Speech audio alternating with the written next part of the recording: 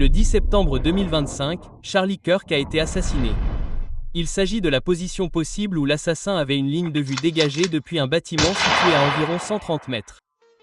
L'assassin a appuyé sur la détente et une seule balle a parcouru cette distance et a touché Charlie Kirk en plein cou. Plus de détails dans la vidéo ci-dessous. Charlie Kirk a été tragiquement assassiné à l'université de la vallée de l'Utah à Orem, dans l'Utah, le 10 septembre 2025. Il animait un grand débat en plein air dans le cadre de la tournée nationale de Turning.USA intitulée The American Comeback Tour.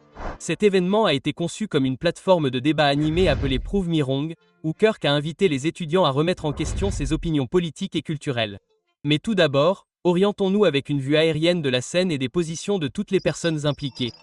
Le campus de l'université de la vallée de l'Utah est un mélange de cours ouvertes et de bâtiments universitaires à plusieurs étages. Au cœur de l'événement se trouvait le bâtiment du Lois Center, une structure à plusieurs étages adjacente à la cour principale où se déroulait l'événement de Kirk. Charlie Kirk lui-même était positionné sur une scène extérieure sous une grande tente blanche et portait la bannière de la tournée. Il était assis et parlait dans un micro face à des centaines d'étudiants assis le long d'une allée principale et rassemblés autour de la scène.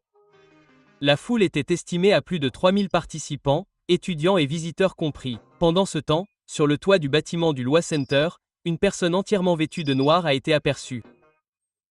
Ce bâtiment se trouvait à environ 131 mètres de l'endroit où Kirk et son équipe étaient postés sur la scène. Le toit offrait un point de vue dégagé avec des lignes de vue dégagées directement sur la zone de l'événement. Les images de sécurité et de nombreux témoignages ont confirmé que le coup de feu a retenti depuis ce toit alors que Kirk parlait activement. La balle a atteint Kirk au cou, le faisant s'effondrer sur la scène. Mais comment l'assassin a-t-il pu s'échapper malgré la foule immense? L'utilisation de la distance par la salle, la disposition du campus et ce qui semble être une arme à feu à lunettes indiquent un degré élevé de planification et de précision. Le tireur a choisi une position surélevée et dissimulée pour éviter d'être détecté de près et maximiser ses chances de s'échapper. Voici la trajectoire de la balle. Compte tenu de cette altitude, l'assassin avait une ligne de vue dégagée et dégagée directement sur la scène où Charlie Kirk se tenait et s'adressait à la foule. La trajectoire de la balle est descendue abruptement et avec précision à travers un espace ouvert pour atteindre Kirk au cou, ce qui suggère fortement l'utilisation d'une arme à feu à lunettes conçue pour une précision à longue portée. Dès que le coup de feu a été tiré, le tireur s'est probablement retiré vers une entrée au sommet du bâtiment. Malgré les efforts de sécurité, le tireur a disparu sans laisser de traces, descendant du bâtiment et se fondant dans les structures du campus voisin ou les voies d'évacuation entourant le Lois Center. Des témoins ont rapporté que la panique a éclaté immédiatement après le coup de feu. Le public s'est dispersé, cherchant un abri tandis que des cris de « couchez-vous et courez » résonnaient dans la cour. La police du campus et l'équipe de sécurité personnelle de Kirk sont intervenus rapidement pour sécuriser la zone et évacuer Kirk. Voici la chronologie détaillée de la façon dont cela s'est produit. Midi, le 10 septembre 2025, début de l'événement. Charlie Kirk a commencé l'événement avec plus de 3000 personnes rassemblées pour y assister. Le service de sécurité était composé de 6 agents ainsi que de l'équipe de sécurité personnelle de Kirk. Midi 20, avant la fusillade. Kirk était assis à la table de débat et répondait aux questions des étudiants. La discussion a abordé des sujets sensibles tels que les fusillades de masse et la violence armée. Kirk est resté calme et serein lorsqu'il a répondu à une question sur les tireurs de masse, tenant toujours le micro alors qu'il était assis. L'atmosphère était animée mais contrôlée, beaucoup étaient assis près de la scène tandis que d'autres regardaient depuis les balcons et les zones debout à proximité. Midi 22 à midi 23. L'assassinat. Soudain, un coup de feu retentit dans la cour. Kirk a été touché au cou alors qu'il parlait. En quelques minutes, une réponse immédiate. La police du campus, déjà sur place, a rapidement sécurisé la zone. L'équipe de sécurité de Kirk l'a emmené d'urgence dans un hôpital voisin et dans un véhicule privé. Les bâtiments voisins ont été bouclés tandis que la police fouillait pièce par pièce pour retrouver le tireur. 2 personnes ont été brièvement détenues, puis relâchées plus tard. Le tireur n'a pas été capturé et est toujours en fuite. Midi 37. Bouclage et évacuation du campus. Les responsables de l'université ont annoncé une évacuation complète du campus et annulé les cours. Les étudiants et le personnel ont reçu l'ordre de se mettre à l'abri jusqu'à ce que les forces de l'ordre déclarent le campus sûr. Annonces officielles en début d'après-midi. Il a été confirmé que Kirk était décédé des suites de ses blessures à l'hôpital. Mais pour vraiment comprendre les assassinats, nous devons examiner différentes études de cas où même un seul assassin a semé le chaos en ciblant des dirigeants de haut niveau. Mais examinons d'abord de plus près la manière dont les services secrets travaillent pour prévenir les assassinats.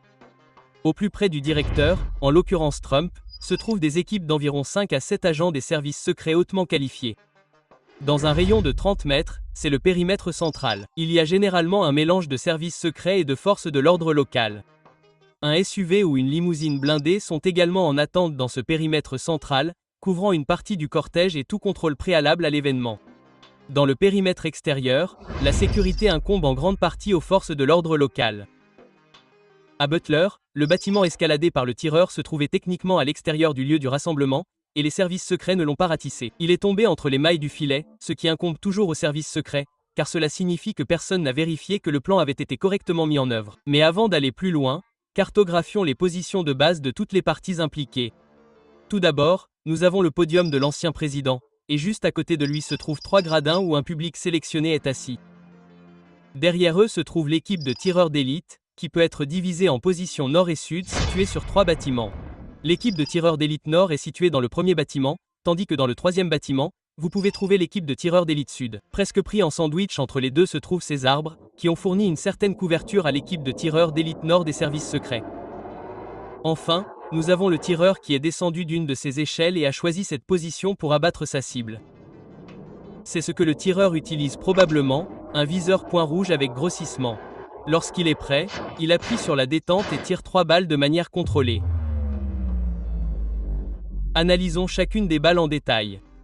Sur les 3 balles tirées, la première a touché M. Trump à l'oreille.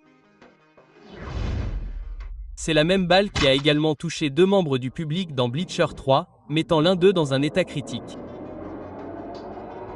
Déplaçons la caméra en angle supérieur pour montrer la ligne le long de laquelle la balle a voyagé. Ensuite, 2 autres balles ont été tirées. L'une d'elles a touché un tracteur qui était utilisé comme un réseau de fortune pour les haut-parleurs. Ces balles ont également touché un levier hydraulique, le faisant exploser et manquant de faire tomber les haut-parleurs. Les 5 derniers coups ont probablement été tirés en mode semi-automatique. L'une de ces balles a malheureusement touché un participant, et nos condoléances vont à sa famille. Au total, le tireur a probablement tiré entre 7 et 8 balles. Voici une carte de toutes les balles tirées pour vous aider à mieux comprendre. Tout le monde se plaignait du tireur d'élite des services secrets qui avait mis 2 minutes à éliminer le tireur. Mais examinons la situation du point de vue du tireur d'élite. Tout d'abord, nous avons ces rangées d'arbres qui auraient pu gêner l'équipe de tireurs d'élite au nord tandis que l'équipe de tireurs d'élite au sud avait une ligne de vue dégagée. Voici 2 scénarios qui circulent sur Internet. Dans le premier scénario, les feuilles et les branches de l'arbre couvraient près de 90% de la position du tireur. Cependant, pour un tireur expérimenté, cela aurait été possible. Il aurait pu tirer et éliminer la menace. Examinons le deuxième scénario. La distance entre le tireur et le tireur était d'environ 600 à 700 pieds. Il s'agit également d'un tir possible qui peut être expliqué en supposant que l'équipe de tireurs d'élite du Sud a éliminé le tireur à cette distance. Lorsqu'il était prêt, il a tiré et a tiré avec son fusil avec une cartouche Winchester 308, éliminant le tireur. Il y a donc peut-être eu un malentendu entre les 2 équipes concernant la personne qui devait éliminer le tireur, ce qui a entraîné un retard d'environ 2 minutes lorsque la menace a été détectée sur le toit. Dites-moi ce que vous en pensez dans la section commentaires. L'équipe de snipers aurait dû réagir bien plus vite. Nous avons ici la chronologie corrigée et vérifiée depuis le moment où Thomas Muller-Crook est arrivé jusqu'au moment où l'ancien président est monté dans son avion personnel Trump Force One. Tout cela dans les vidéos ci-dessous. Thomas Muller-Crook a garé sa camionnette sur Lawrence Avenue. La camionnette était également suspectée de contenir des explosifs. Il est sorti et a marché jusqu'à l'usine de l'entreprise d'embouteillage en choisissant le bâtiment sur la droite. Il grimpa ensuite à l'échelle qui s'y trouvait et se dirigea vers le sommet de ce toit en pente, que le directeur des services secrets considérait auparavant comme dangereux. Vers 17h10, Crooks fut identifié comme une personne d'intérêt et 17h30, Crooks fut repéré avec un télémètre. 17h52, Crooks fut repéré sur le toit par les services secrets. À 18h12, heure de l'Est, Trump commença à s'adresser à ses partisans et parla pendant environ 6 minutes avant que de multiples coups de feu n'éclatent. Trump était en train de parler lorsqu'on entendit quelqu'un dans la foule dire « Il a une arme ». Alors que la vidéo capturait quelqu'un dans la foule répétant « Sur le toit, il a une arme ». C'est là que 3 coups de feu ont retenti. Une pause et 5 autres coups de feu se succédèrent rapidement. Pour une raison inconnue, le tireur avait une ligne de mire dégagée depuis un niveau élevé bien placé pour servir de nid de tireur d'élite. Fait intéressant, une échelle robuste se trouvait également sur le côté. Il pourrait s'agir d'un élément permanent. Il a visé avec cet AR-15, un fusil semi-automatique. Vers 6h11, il a pointé son viseur sur l'ancien président et a appuyé sur la détente, libérant la balle. À 6h11h34, Trump s'est touché le côté droit du visage. À 6h11h35, Trump s'est mis à couvert tandis que les agents des services secrets américains se précipitaient vers le podium pour l'encercler. Vu du dessus, voici à quoi cela ressemble lorsque l'on rejoue la vidéo montrant comment la balle a manqué M. Trump alors qu'il bougeait la tête à la dernière milliseconde. Fait intéressant, cette balle aurait touché l'ancien président si sa tête avait été tournée vers le public, comme le montre cette visualisation. Mais attendez, le président n'a pas fait face à une seule tentative d'assassinat. Il y a eu une deuxième tentative quelques mois plus tôt au Trump International Golf Club de West Palm Beach. Ce club privé exclusif offre à ses membres des équipements de classe mondiale, dont 27 trous de golf de championnat. Examinons maintenant les positions de M. Donald Trump et du tireur. Actuellement, M. Trump est positionné au 5e trou tandis que le tireur aurait attendu derrière les clôtures grillagées à proximité. D'après l'analyse, Trump se trouvait à environ 300 à 500 mètres du tireur à ce moment-là, soit environ 200 à 457 mètres, tandis que l'agent des services secrets inspectait autour du 6e trou du parcours de golf et non sur le 5e trou comme suggéré dans notre vidéo précédente. Cette représentation visuelle permet de mieux comprendre la disposition et la distance critique entre les deux individus pendant l'incident. Maintenant que nous avons compris la position du tireur, nous pouvons reconstituer ses actions. Il est arrivé dans un SUV noir et s'est garé quelque part dans les environs, choisissant probablement un endroit discret pour éviter d'attirer l'attention. Après une reconnaissance approfondie, il a commencé à chercher le point de vue idéal, en chronométrant soigneusement ses mouvements. Son objectif était de frapper au moment précis où M. Trump atteindrait le 5e trou du parcours de golf. Dans cette animation, nous observons l'ancien président Trump se déplacer dans cette voiturette de golf, inconscient du danger imminent. Il était loin de se douter que le tireur attendait les 12 dernières heures pour tirer sur l'ancien président. Comme indiqué, le tireur était armé d'un SKS et non d'un AK-47. Comme indiqué précédemment, alors que le président sortait de la voiturette de golf et s'apprêtait à tirer, un agent des services secrets a remarqué quelque chose de suspect.